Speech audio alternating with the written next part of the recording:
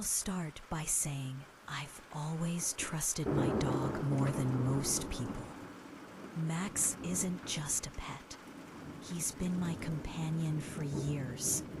A German Shepherd with the kind of loyalty that makes you believe in all that man's best friend stuff. He's never been skittish, never been aggressive for no reason, which is why when he started barking at the corner of my living room, a completely empty corner, night after night, I knew something was wrong. At first, I brushed it off. Dogs bark at random things. Maybe he was hearing mice inside the walls, or catching the reflection of headlights from outside. But this wasn't random. It was focused. Max would plant himself in front of that same corner, hackles raised, lips curling back just slightly over his teeth. Sometimes he barked low and deep, like a warning. Other times, he just growled and refused to move. The first time it happened, I told him sharply to stop. He glanced at me like he wanted to listen, but then went right back to growling. I walked over to the corner myself, squatting down, running my hands along the wall. Nothing, just blank drywall and a lamp that had been sitting there for years. See, nothing here, I told him, trying to sound calm. But he didn't buy it. His eyes followed something invisible, something I couldn't see, as if it was moving slowly across the wall. The second night, it was worse. I just settled into the couch with a beer, TV on low, when Max jumped up from his bed with a start. He bolted straight for the corner and began barking furiously, snapping at the air. I dropped the beer and rushed over, heart racing. Max, stop! He ignored me, teeth bared at empty space. The sound of his barking in the quiet house was unbearable. And then it got worse. The lamp in the corner flickered, just once. A subtle, stuttering pulse of light, like a dying bulb. Except that lamp wasn't plugged in. It hadn't been for weeks. I froze.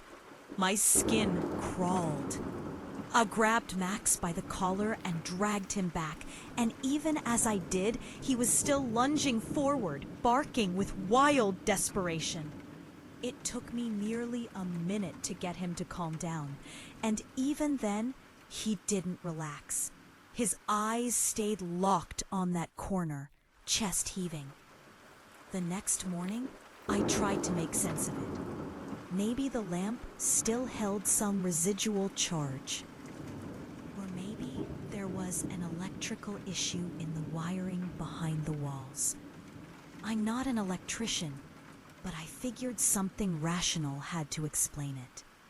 But when I checked, the cord was still neatly wrapped and tucked behind the table. No chance of power. I told myself Max was just getting older, maybe more paranoid. Dogs can go senile, right? I wanted to believe that, but I couldn't shake the feeling that I'd seen the light flicker. By the fourth night, it became routine. 9:30 p.m., almost on the dot, Max would perk up, ears forward, tail stiff. He'd slowly rise from his bed, trot over to the corner, and begin growling. That night, I didn't try to stop him. Instead, I sat on the couch and just watched. The air felt heavier, like the oxygen itself was denser in the room. My chest felt tight. I rubbed at my arms, goosebumps rising, even though it wasn't cold. Max's growl deepened, rumbling through the quiet. He took a step back, then another, like something was advancing toward him. "Max," I whispered. He snapped his head toward me for a second, eyes wide and panicked, before barking explosively at the corner again. And that's when I heard it. A sound that didn't belong. It wasn't loud, but it was there.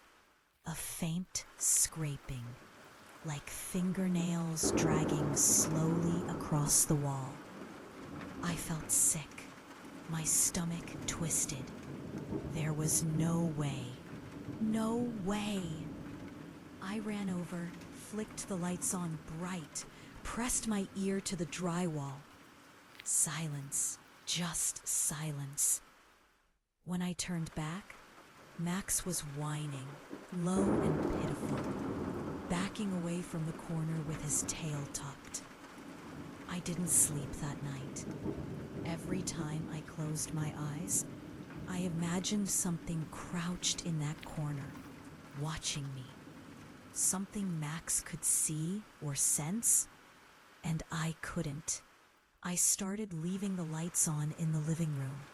It didn't help because Max still barked, lights or no lights. A week in, I called my friend Dave. He's a contractor, knows houses inside and out. I asked him to come over, told him I thought I had raccoons or something in the walls.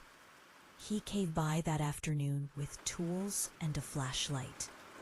I explained the noises, the barking, the flickering lamp. I left out the part where I was scared of something invisible.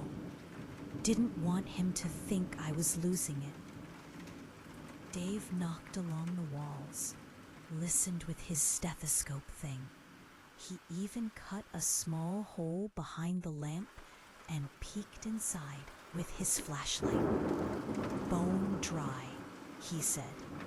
"No droppings, no chew marks, no wires loose, nothing." "You sure?" I asked, uneasy. "Positive. Clean as a whistle," he smirked. "Maybe Max just doesn't like your decorating."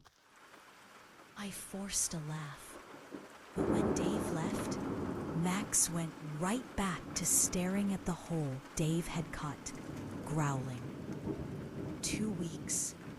That's how long I lasted before I really started losing it.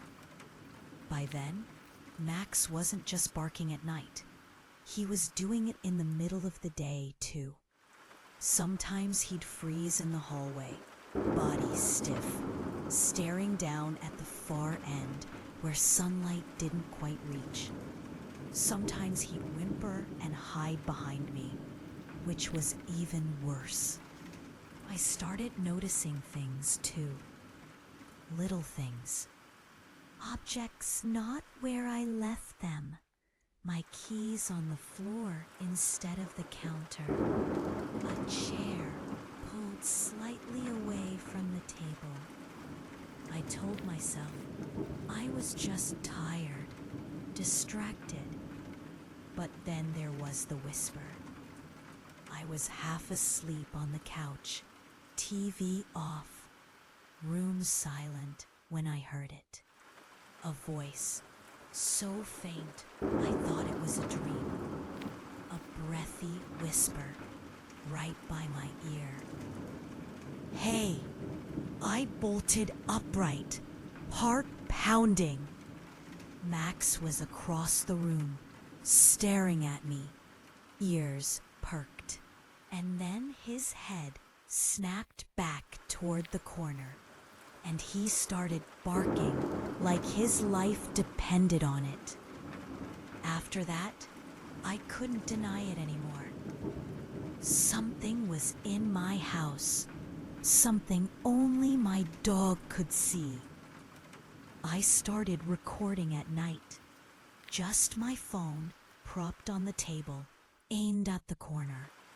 The first 2 nights, Nothing. Just Max barking, growling, pacing. The third night, I caught it.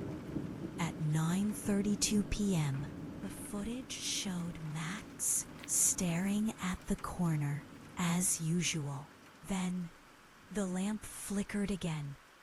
A split second later, barely visible, a shadow moved across the wall. Not the shadow of the lamp or Max. Something taller. Something that shifted unnaturally. I watched it 20 times. My chest went cold every time. I didn't show anyone. Who would believe me?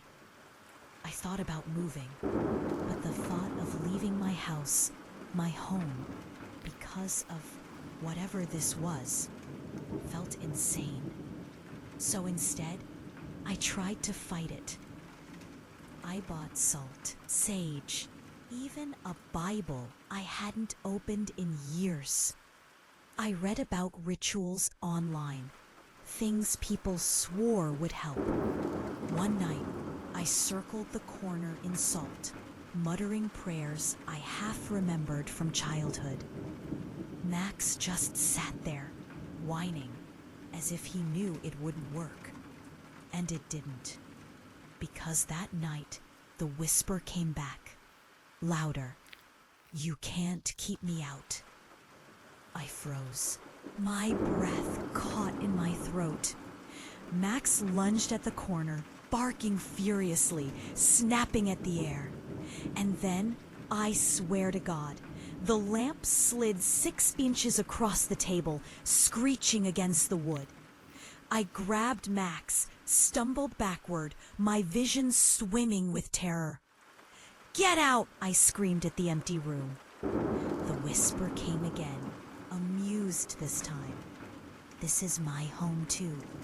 I don't know how much longer I can stay here. Every night it gets stronger. The noises, the whispers, the movements. Max is exhausted, and so am I. Neither of us sleep. But the worst part? Last night, when Max was barking at the corner, he suddenly stopped. His head turned slowly toward me, and his eyes weren't looking at me. They were looking just behind me.